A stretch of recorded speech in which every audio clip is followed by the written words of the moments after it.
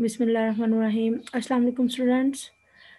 Today we will start next unit number 1, vector operations. Last time हम लोगों ने work and energy unit complete किया. आज हम स्टार्ट करेंगे vector operations. Vector operation start करने से पहले आप लोगों को इसकी बेसिक टर्मिनोलॉजी पता होना चाहिए कि वेक्टर्स क्वांटिटी वेक्टर्स क्या हैं, स्केलर्स क्या हैं, वेक्टर एडिशन कैसे करते हैं, यूनिट वेक्टर क्या होता है, वेक्टर रिजल्टेंट ऑफ वेक्टर क्या होता है. ठीक है, आज हम स्टार्ट लेते हैं सबसे पहले स्केलर से. स्केलर्स क्या हैं, आप लोग सेकेंड ईयर में पढ़ चुके हैं कि स्केलर्स और वेक्टर क्वांटिटीज़ होती हैं. स्केलर्स क्वांटिटीज़ ऐसी क्वांटिटीज़ हैं which are completely described by magnitude and proper unit. Scalar ऐसी मिकदार जिसको हम डिस्क्राइब करने के लिए सिर्फ उसकी मिकदार मैग्नीट्यूड का सहारा लेते हैं, उसकी कोई डायरेक्शन नहीं होती. ठीक है, और उसका प्रॉपर यूनिट भी होता है. फॉर एग्जांपल मैस एक स्केलर क्वांटिटी है. ठीक है, इसका यूनिट है kilogram. Length, time, density, energy, work, temperature, charge, ये सारी स्केलर क्वांटिटीज़ हैं. यानी कि इनको हम कंप्लीट जो है वो इनकी क्वांटिटी से डिस्क्राइब कर सकते हैं. किसी भी चीज़ का मैस ही हम फाइंड करते हैं. हम ये नहीं कहते कि मैस की डायरेक्शन क्या है.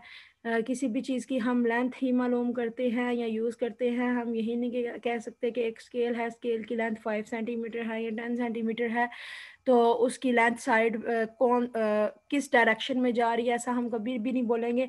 जस्ट हम उसकी क्वांटिटी यूज़ करते हैं, यानी कि मैग्नीट्यूड उसका यूज़ करते हैं. टाइम हम सेकंड में लेते हैं, मिनट्स में लेते हैं या घंटों में लेते हैं. तो हम जस्ट उसकी वैल्यू ही फाइंड आउट करते हैं या कह लें कि वैल्यू ही यूज़ करते हैं.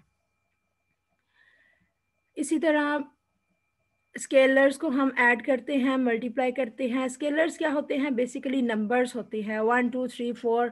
तो इन नंबर्स की कोई डायरेक्शन नहीं होती. ठीक है, स्केलर्स हम सिंपल नंबर्स को भी कहते हैं. तो और एक आम नंबर की तरह किसी भी दूसरे नंबर में हम जैसे एडिशन और सब्ट्रैक्शन करते हैं, उसी तरह हम स्केलर क्वांटिटीज़ को भी ऐड कर सकते हैं, मल्टीप्लाई कर सकते हैं, सब्ट्रैक्ट कर सकते हैं. ठीक है, जैसे हम आम अलजबरा के रूल्स अर्थमेटिक ऑपरेशन इस्तेमाल करके करते हैं. नेक्स्ट आ जाता है जी, वेक्टर्स क्या हैं. वेक्टर्स क्वांटिटीज़ ऐसी फिजिकल क्वांटिटीज़ हैं, ऐसी तबई मिकदारें हैं जिनको हम डिस्क्राइब करने के लिए उनका मैग्नीट्यूड यानी कि उनकी मिकदार, उनकी value with proper unit and direction, उसका यूनिट भी पता होना चाहिए और उसकी डायरेक्शन भी पता होना चाहिए, तब हम उस क्वांटिटी को कंप्लीट डिस्क्राइब कर सकते हैं. और ऐसी क्वांटिटीज़ को कहते हैं vector quantities. For example velocity है. वेलोसिटी हम कहते हैं rate of change of displacement. Displacement में वक्त के लिहाज से तब्दीली वेलोसिटी कहलाती है. लेकिन इसकी डायरेक्शन भी हम देखेंगे कि इसकी डायरेक्शन क्या है, जिस सिमत में हम फोर्स लगा रहे हैं या डिस्प्लेसमेंट जिस साइड पे तय हो रहा है. ठीक है, जिस साइड पे कोई भी गाड़ी या बॉडी जा रही है, बॉडी कोई भी जिस साइड पे डिस्प्लेसमेंट तय कर रही है, उसी डायरेक्शन में अगर वेलोसिटी भी होगी तो हम कहते हैं जी वो पॉजिटिव है. यानी कि इस तरह से हम वेलोसिटी को डिस्क्राइब करते हैं कि डिस्प्लेसमेंट किस साइड पे तय हो रहा है, तो उसी लिहाज से हम कहते हैं कि rate of change of displacement is called velocity. उसी फिर डायरेक्शन में वेलोसिटी भी क्रिएट हो रही है. इसी तरह acceleration, rate of change of velocity. Momentum है, मोमेंटम भी एक वेक्टर क्वांटिटी है. टॉर्क, टॉर्क की एक एग्जांपल देखें. Turning effect of force is called torque. दरवाजे को जब आप खोलते हैं या बंद करते हैं तो देखें आप एक खास डायरेक्शन में ओपन करते हैं, फिर उसकी अपोजिट डायरेक्शन में जब दरवाजे को घुमाते हैं तो वो बंद हो जाता है.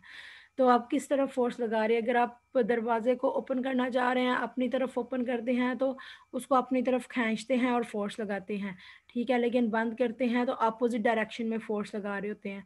तो ये फोर्स की डायरेक्शन की वजह से टॉर्क क्लॉक और एंटी क्लॉकवाइज प्रोड्यूस हो रहा होता है, जिसकी वजह से आप कह सकते हैं कि टॉर्क को कंप्लीट डिस्क्राइब किया जा सकता है. हम सिर्फ ये नहीं कह सकते कि हमने जो है वो दरवाजे के हैंडल के ऊपर जो है वो 10 न्यूटन या 15 न्यूटन या 5 न्यूटन की फोर्स लगाई. हमें ये भी बताना पड़ता है कि हमने फोर्स किस सिमत में लगाई है. ठीक है, अगर दरवाजे के एक कोने पे हम थोड़ी सी फोर्स लगाएंगे तो हाथ डायरेक्शन में नहीं लगाएंगे तो आप नहीं कह सकते कि डोर ओपन होगा या नहीं। लेकिन आप एक खास डायरेक्शन में जब फोर्स लगाते हैं, यानी कि दरवाजे को ओपन करने के लिए आप पुश करते हैं या पुल करते हैं, तो वो एक खास डायरेक्शन में फोर्स लगा रहे होते हैं। तो उस खास डायरेक्शन में फोर्स लगाने से उसका जो टर्निंग इफेक्ट पैदा होता है, ठीक है, टॉर्क,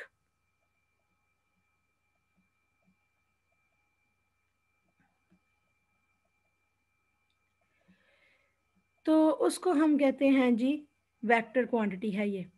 इसी तरह electric field intensity, magnetic field intensity, ये magnetic field induction are the examples of vector quantities.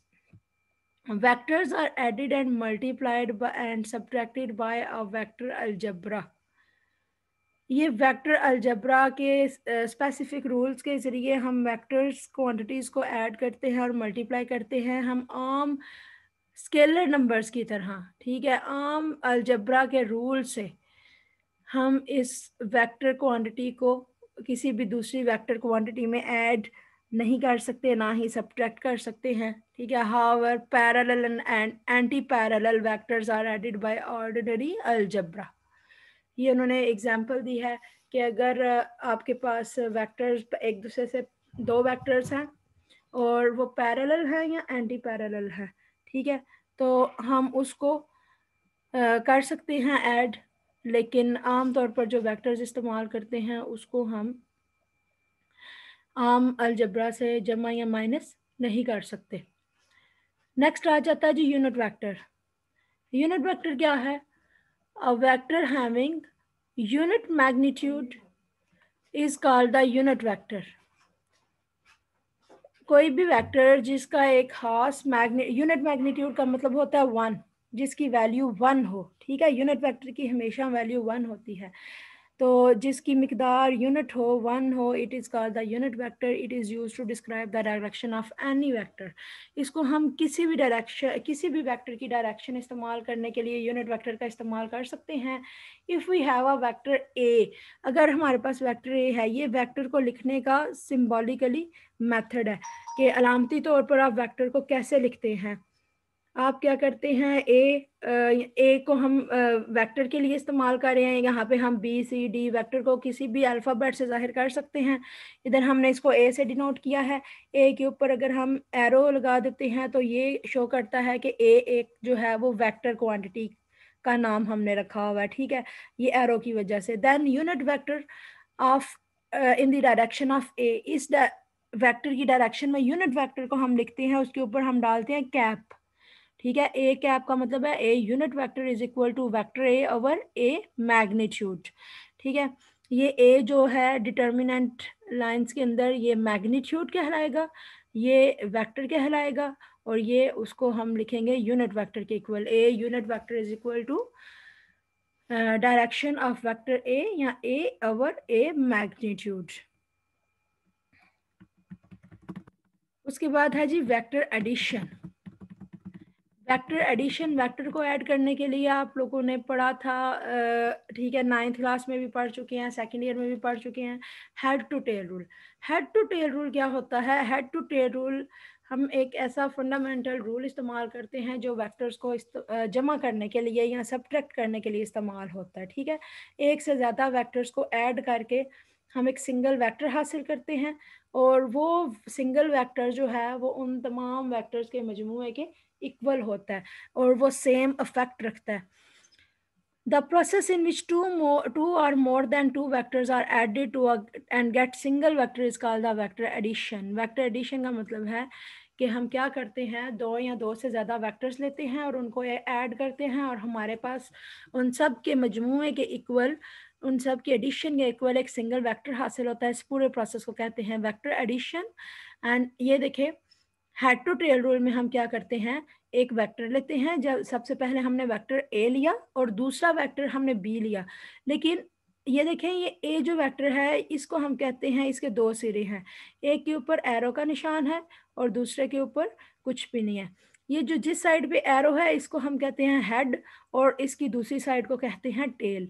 अब ये जो वेक्टर ए है इसको हमने ड्रा कर दिया, किसी भी तरीके से ड्रा कर दिया, हमने सिंपल इस तरह से इंक्लाइंड में इसको ड्रा कर दिया। अब जो दूसरा वेक्टर बी हमने इसके साथ ऐड करना है उसको हमने इस तरह इसके साथ अटैच करना है कि बी की टेल ए के हेड के ऊपर आए। इसी तरह हमने एक अगर नया वेक्टर लगाना है तो सी उसको अगर कह लें तो सी की टेल बी के हेड के ऊपर आनी चाहिए। चूंकि यहाँ पे दो वेक्टर्स हैं तो हम दो वेक्टर्स को ऐड करने के लिए इस तरह से ड्रा करेंगे कि पहले के हेड के ऊपर दूसरे की टेल आए। अब इन दोनों को ऐड करते हुए हमें तीसरा वेक्टर हासिल होना चाहिए जिसको हम रिजल्टेंट वेक्टर कहते हैं। ठीक है, तो वो रिजल्टेंट वेक्टर जो होता है वो पहले और दूसरे वेक्टर दोनों का एडिशन है। तो उसको इस तरह से ड्रा करते हैं कि उस रिजल्टेंट वेक्टर की जो इन दोनों के इक्वल आए, उस वेक्टर की टेल पहले के टेल के साथ और हेड आखिरी वाले वेक्टर के हेड के साथ आए। आखिरी वाले वेक्टर का मतलब है कि हमने जितने भी वेक्टर्स ऐड करने हैं उन सबको पहले इस तरह से करें, पहले के हेड के ऊपर दूसरे की टेल, दूसरे के हेड के ऊपर तीसरे की टेल, तीसरे के हेड के ऊपर चौथे की टेल। तो चार को कर जमा करना है तो जो आखिरी जो हम रिजल्टेंट वेक्टर ड्रा करेंगे तो उसकी टेल पहले की टेल के साथ मिलाएंगे और उसका हेड चौथे वेक्टर यानी आखिरी वेक्टर के हेड के साथ मिलाएंगे।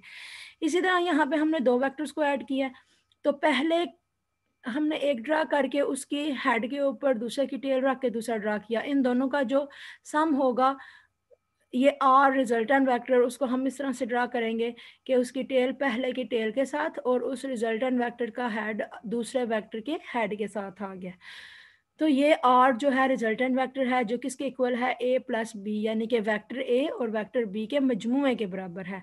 The vectors can be added graphically by head to tail rule. According to this rule, addition of two vectors A and B consists of following step. Place the tail of B on the head of A. Draw vector from tail of vector A to the head of vector B called the resultant vector R.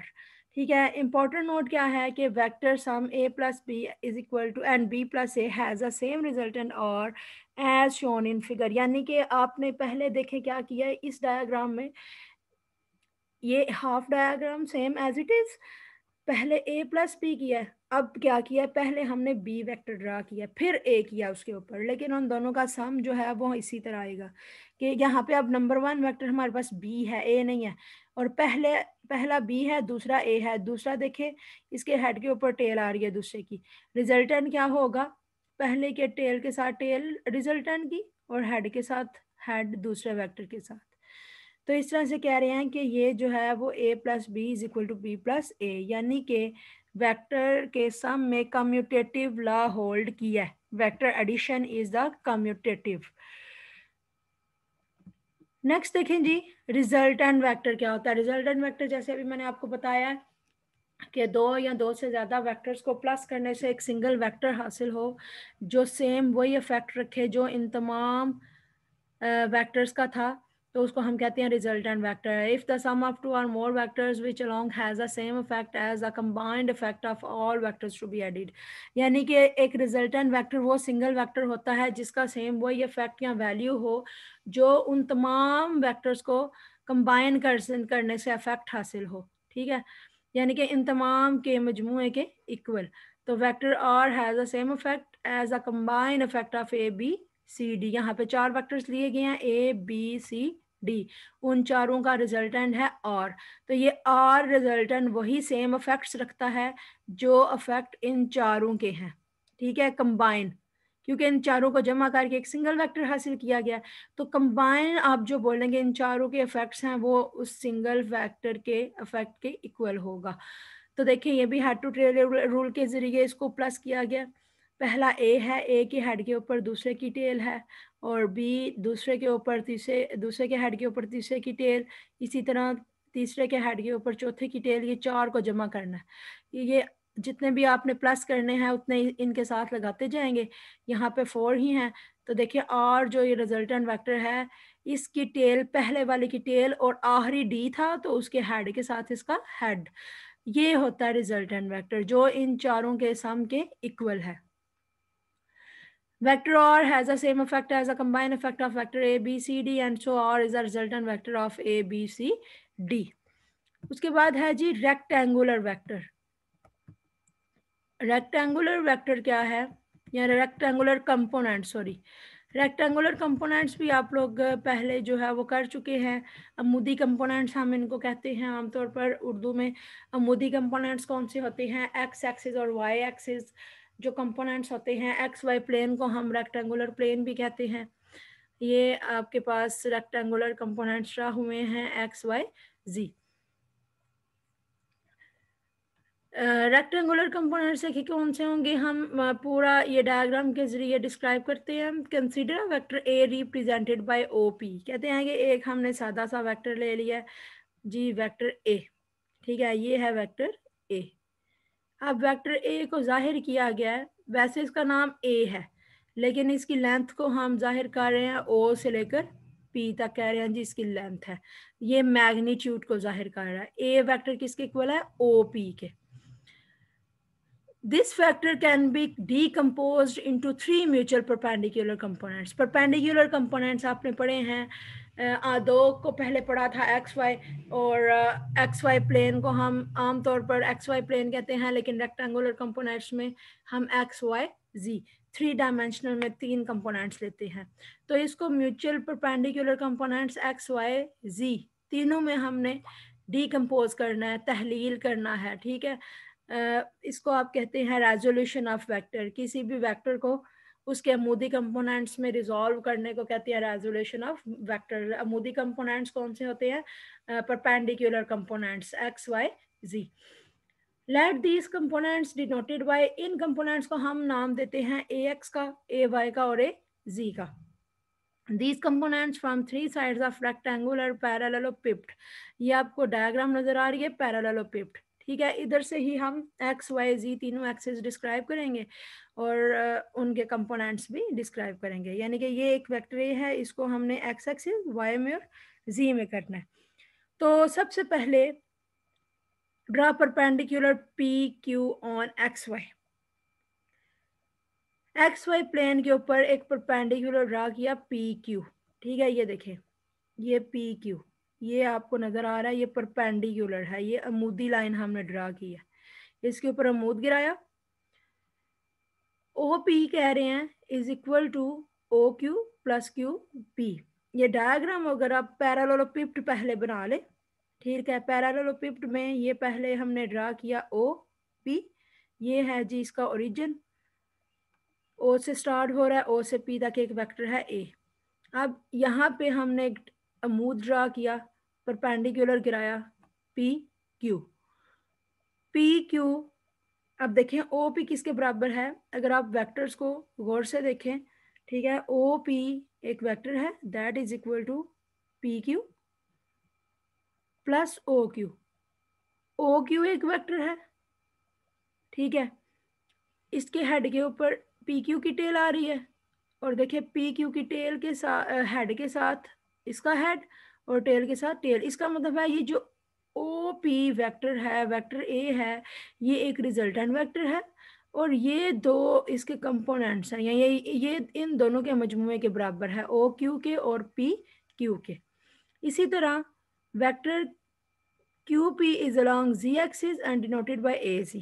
कह रहे हैं कि ये जो Q P, ये जो vector है, देखें आपने ये जो पैरेललोपिड ड्रा किया, सबसे पहले इसमें तो एक्स वाई जी एक्सिस रखने हैं। एक्स वाई जी एक्सिस आप पहले पढ़ चुके हैं, हम कैसे रखते हैं, एक एक्स एक्सिस में एक वाई एक्सिस में, ठीक है, और एक तीसरा एक्सिस ले लेते हैं। अब इन्होंने इसको एक्स एक्सिस रखा हुआ है, ज़रूरी नहीं है कि हम हॉरिजॉन्टल को ही एक्स एक्सिस रखें या इसको ही वाई रखें। इसको देखें, ओ जी एक्सिस का नाम दिया गया, इसको वाई एक्सिस का नाम दिया गया, और इस साइड को एक्स एक्सिस का नाम दिया गया। तो कह रहे हैं कि ये जो क्यू पी है, देखिए क्यू पी किसके पैरेलल आ रहा है, इस लाइन के पैरेलल आ रहा है ना, तो ये जी एक्सिस है, तो इसका मतलब है ये जो क्यू पी हमने या पी क्यू मूद गिराया था, ये भी जी एक्सिस है। तो इसको हम जी ए जी भी लिख सकते हैं, जैसे ये हमने ऊपर पढ़ा है कि हम इन कंपोनेंट्स को ए एक्स ए वाई और ए जी में डिनोट कर देंगे रिजॉल्व। तो हम पी क्यू को ए जी का नाम भी दे सकते हैं। हमारे पास एक कंपोनेंट आ गया इसका P Q is equal to A Z, A is equal to O Q plus A Z. O Q देखें, अब हम करेंगे ओ क्यू भी हम देखेंगे कि किसके इक्वल है। Now draw perpendicular Q R on x axis. पहले हमने वाई एक्सिस के ऊपर यानी कि वाई एक्सिस के ऊपर एक अमूद ड्रा किया है। अब हम एक्स एक्सिस, ये जो एक्स एक्सिस है इसके ऊपर एक परपेंडिकुलर ड्रा करेंगे, ठीक है, और वो है क्यू आर। ये जो क्यू आर है ये इस एक्सिस के ऊपर एक अमूद गिराया गया। आप देखें क्यू आर किसके पैरेलल आ रहा है, एक ये आ गया वेक्टर, ये पहले से ड्रा है वेक्टर, ठीक है, और एक हमने ये ड्रा कर दिया क्यू आर। तो अब यहाँ पे ओ क्यू किसके बराबर है, O Q is equal to O R plus R Q. यहाँ पे भी जो है वो एरो का सिंबल आएगा, ठीक है, O Q O R plus Q R is equal to O Q यहाँ पे रिजल्टेंट वेक्टर होगा, ठीक है। ओ क्यू को आप रिजल्टेंट वेक्टर इस्तेमाल करेंगे यहाँ पे, और ये किसके बराबर है, O R plus Q R K. O are देखें, अब ओ आर किसके अलोंग आ रहा है, एक्स एक्सिस के अलोंग, तो इसको हम कह देंगे ए एक्स। अब क्यू आर किसके अलोंग आ रहा है, क्यू आर, ये देखिए क्यू आर वाई एक्सिस के पैरेलल आ रहा है ना, तो इसको हम लिख देंगे ए वाई। तो ओ क्यूब बराबर आ गया ए X plus A Y. O R की जगह हमने ए एक्स लिख दिया और आर क्यू की जगह हमने लिख दिया ए वाई, ठीक है। तो अब हम क्या करते हैं, ये इक्वेशन शुरू में ली थी, ओ क्यू की वैल्यू निकाली, क्यू पी की भी लिख दी। अब इसमें ओ क्यू और पी क्यू की वैल्यूज पुट करेंगे, तो हमारे पास क्या आता है, ए एक्स, ओ क्यू की आ गई A X plus A Y और ए जी ऑलरेडी, और हम लिख देंगे A is equal to A X plus A Y plus A Z. हमने एक वेक्टर को उसके परपेंडिकुलर कंपोनेंट्स में रिजॉल्व किया तो इक्वेशन नंबर 2 आई है। अब इसको हम वेक्टर में लिखते हैं जब, तो ये भी आप सेकेंड ईयर में पढ़ चुके हैं कि हम आई जे के यूनिट वेक्टर्स इस्तेमाल करते हैं। अब इनके साथ अगर हम यूनिट वेक्टर्स लगाएंगे तो आएगा A X is equal to A X I और A Y is equal to A Y J और A Z is equal to A Z K. यानी कि हम एक्स एक्सिस के साथ आई यूनिट वेक्टर इस्तेमाल कर रहे हैं, वाई एक्सिस के साथ जे यूनिट वेक्टर इस्तेमाल कर रहे हैं और जी एक्सिस के साथ के यूनिट वेक्टर इस्तेमाल कर रहे हैं, ठीक है। तो हम सिंपल इक्वेशन नंबर 2 को लिख सकते हैं A X I plus A Y J and A Z K unit vector. इनका मैग्नीट्यूड फाइंड आउट करने का फार्मूला हम इस्तेमाल करते हैं, ए का मैग्नीट्यूड, ये मैग्नीट्यूड की सिंबल इस्तेमाल करेंगे, A magnitude is equal to A X square यानी कि उसके एक्स एक्सिस कंपोनेंट का square plus Y axis component का square plus Z axis component का स्क्वायर और होल अंडर। ये हमारे पास आ गया जी मैग्नीट्यूड ऑफ वेक्टर। किसी भी वेक्टर को उसके अमूदी कंपोनेंट्स, उसके परपेंडिकुलर कंपोनेंट्स में रिजॉल्व करके हम उसका मैग्नीट्यूड फाइंड कर सकते हैं, और सिंपल भी आपको मैग्नीट्यूड दिया जा सकता है। जब आपको टोटल मैग्नीट्यूड ना दिया गया हो, आपको उसके कंपोनेंट्स दिए गए हों, तो आप इस तरह से जो है वो मैग्नीट्यूड फाइंड आउट कर सकते हैं इस फार्मूले से। नेक्स्ट है जी डायरेक्शन कोसाइंस। डायरेक्शंस कोसाइंस यानी कि अब पहले हमने मैग्नीट्यूड देखा, अब हम देखेंगे कि इसकी डायरेक्शन कैसे फाइंड आउट करते हैं। डायरेक्शन कोसाइंस यानी कि डायरेक्शन के लिए हम कौन कौन से एंगल्स इस्तेमाल करते हैं, या कह लें कि डायरेक्शन के लिए हम कौन सा फार्मूला इस्तेमाल करेंगे। कोसाइंस आप बस ट्रिग्नोमेट्री रेशियोज पढ़ चुके हैं, ठीक है, साइन टैन एंड कॉस, उसके कोसाइंस हम देखेंगे इस्तेमाल करके कैसे जो है हम किसी भी वेक्टर की डायरेक्शन फाइंड आउट कर सकते हैं।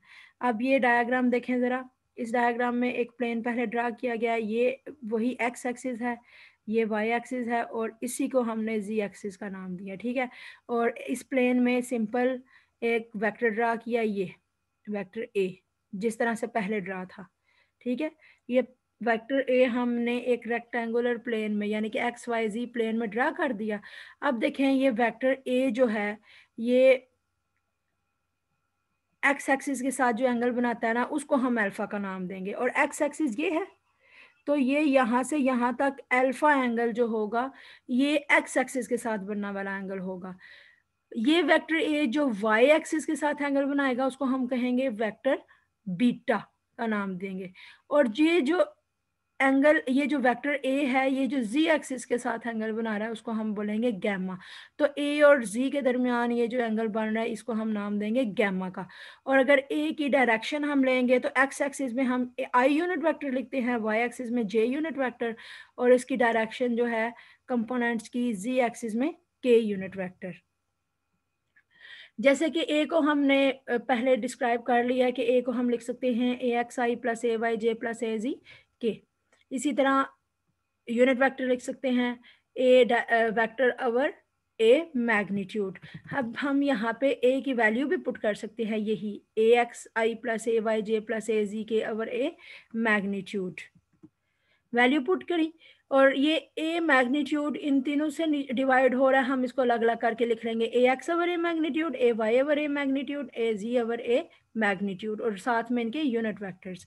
इनको हम कहते हैं equation number 1। A unit vector is equal to A X over A magnitude. A X क्या है, उसका वेक्टर का एक्स कंपोनेंट साथ उसका यूनिट वेक्टर, ये वाई कंपोनेंट वेक्टर का उसका साथ यूनिट वेक्टर, ये जी कंपोनेंट और उसका साथ यूनिट वेक्टर। कह रहे हैं A X over A magnitude is equal to cos alpha, A Y over A magnitude is equal to cos beta, and A Z over A magnitude is equal to cos gamma. इनको हम put करेंगे यहाँ पे तो आ जाएगा cos alpha I plus cos beta J unit vector cos gamma K unit vector. और cos alpha को कह देते हैं जी ये एल के इक्वल है, ये बी एम के इक्वल है, और ये एन के। सिंपल है, अगर हम इनको नाम दे दें, ये देखिए ये कॉज की शक्ल में है तो इनको हम कहते हैं कोसाइंस।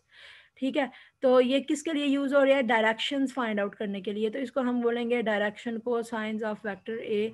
ठीक है, और एल एम एन के इक्वल अगर इनको हम लिख लें तो हम इसको लिख सकते हैं A is equal to L I plus M J plus N K. L M N की जगह हम cos alpha cos beta cos gamma भी पुट कर सकते हैं।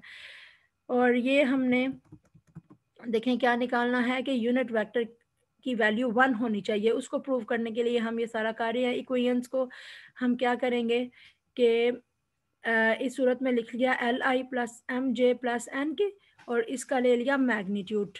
इसका मैग्नीट्यूड लेने का फार्मूला आपने पढ़ा है कि हम तीनों कंपोनेंट्स का स्केयर लेते हैं और होल अंडर रूट लेते हैं। ठीक है, तो इसी तरह किया, होल अंडर रूट लिया, ये किसके इक्वल होता है 1 के। ये पीछे हम पढ़ चुके हैं कि यूनिट वेक्टर ऐसा यूनिट वेक्टर होता है जो यूनिटी के इक्वल है। ठीक है, उसको कहते हैं यूनिट वेक्टर। जिस वेक्टर की वैल्यू 1 हो उसको यूनिट वेक्टर कहते हैं। चूंकि ये यूनिट वेक्टर है तो इसको हम 1 के इक्वल लिख सकते हैं। तो ये L square plus M square plus N square whole square root, यानी कि कोसाइंस उनका स्केयर रूट है, दैट इज इक्वल टू 1। दोनों साइडों पे स्केयर रूट ले लें तो आ जाता है L square plus M square plus N square is equal to 1। और ये सिंपल आप फार्मूला भी पढ़ चुके हैं, cos square alpha plus sine square beta is equal to, या cos square theta plus sine square theta is equal to 1। इसी तरह ये जो कोसाइंस हैं ये भी इनका स्केयर और सम जो है 1 के इक्वल हो सकता है। L square plus M square plus N square is equal to 1। The sum of square of direction cosines, L M N किसको शो कर रहे थे, डायरेक्शन कोसाइंस को, cos alpha cos beta cos gamma. हम ये भी लिख सकते हैं cos square alpha plus cos square gamma plus cos square beta is equal to 1, या फिर l square plus m square plus n square is equal to 1. So the sum of square of direction cosines is equal to unity. तो इसी के according देखिए questions कैसे solve करेंगे। Find the length magnitude, vector A दिया हुआ है, vector A के तीनों देखो कंपोनेंट्स दिए हुए हैं 2i plus 3j plus 6k। also calculate the angle which this vector make with the x y z axis। x axis के साथ ये एंगल अल्फा बनाएगा, y के साथ बीटा और z के साथ गैमा। वेक्टर ए का मैग्नीट्यूड कैसे फाइंड करेंगे, x ये x कंपोनेंट है ना, इसका स्केयर प्लस इसका स्केयर प्लस इसका स्केयर और होल स्केयर रूट, ये फार्मूला है। ठीक है, ये वैल्यूज पुट की हमने और ये हमारे पास आ गया ए का मैग्नीट्यूड। हमने एंगल्स फाइंड आउट करने हैं एक्स वाई और जी के साथ, ये जो वेक्टर ए बनाता है। तो एक्स हमने ऊपर जैसे डायग्राम में देखे पड़ा है कि एक्स वाई और जी के साथ ये वेक्टर ए है, ये एंगल बनाता है अल्फा बीटा और गैमा, ठीक है। तो हमने alpha beta gamma find out करने हैं। अल्फा बीटा गैमा हमारे पास किसके इक्वल हैं? हमारे पास ये इक्वेशन थी cos alpha equal to A X over A, जो हमने लेट की थी, दैट इज इक्वल टू, लिखेंगे हम अल्फा, और ये cos इधर आके इन्वर्स हो जाएगा, आ जाएगा alpha is equal to cos inverse into A X over A magnitude. A X आपको दिया हुआ है, ये जो वैल्यू 2 है ये ए की, ए एक्स की है, ये ए वाई की है, और ये ए जी की है। तो इस तरह हम ए एक्स की वैल्यू पुट करेंगे 2 ओवर ए का मैग्नीट्यूड हम ऑलरेडी फाइंड कर चुके हैं पहले 7, और इनका ले लेंगे cos inverse that is equal to alpha. इसी तरह लेंगे cos beta is equal to A Y over A magnitude, तो beta equal to cos inverse हो जाएगा इधर आके into A Y over A Y की वैल्यू फाइंड पुट करेंगे 3 ओवर ए का मैग्नीट्यूड। यहाँ पे जस्ट वैल्यू पुट करेंगे हम, साथ में ये जो डायरेक्शन को साइंस हैं या ये जो यूनिट वेक्टर हैं ये नहीं लगाएंगे, क्योंकि फार्मूले में देखें ए के ऊपर कोई वेक्टर का निशान नहीं है, जस्ट ए एक्स की वैल्यू है, ओवर ए मैग्नीट्यूड है, ठीक है, इसलिए हम जस्ट वैल्यू यहाँ पे लिखते हैं। उसके साथ हमारे पास आ गया बीटा भी। सिमिलरली हम गैमा भी इसी तरह फाइंड आउट करेंगे। cos gamma is equal to A Z over A magnitude, gamma is equal to cos inverse into az over a magnitude, and cos inverse is equal to 6 over 7 that is equal to 31। इसका हम inverse लेंगे cos inverse calculator से, तो 31 आ जाएगा। अब देखें find the resultant of vector a I plus 2j minus 8 के, दूसरा ए दिया हुआ है 2i प्लस 2j प्लस 6 के, 3 ए की वैल्यू दी हुई है, ठीक है। Also calculate the angles which resultant vector make with the X and Y and Z axis. कह रही हैं कि if R is the resultant of A B C, यहाँ पे नाम होना चाहिए था ए बी एंड सी, तीनों को ए का नाम दिया गया, आपने चेंज कर लेना है। ये वेक्टर सी है, ये वेक्टर बी है, और ये वेक्टर ए है, ठीक है। इनका कह रहे हैं कि रिजल्टेंट आर हो, और आर एक्स आर वाई और आर जी इस रिजल्टेंट के रेक्टेंगुलर कंपोनेंट्स हों। तो हम लिखते हैं R is equal to A X plus B X plus C X, तो ये हो जाएगा 1। इसका 1 है, आई का, आई यूनिट वेक्टर के साथ कोई वैल्यू नहीं है, इसका मतलब है 1 वैल्यू है। 2 प्लस 1 इज इक्वल टू 4। ये जस्ट आपको समझाया जा रहा है। ओके जी, आप लोग यहाँ तक करेंगे, ये हम प्रॉब्लम जो है इंशाल्लाह नेक्स्ट लेक्चर में करेंगे। उसके बाद हम स्फेरिकल पोलर कोऑर्डिनेट्स करेंगे, ठीक है। ये था आज का आपका लेक्चर।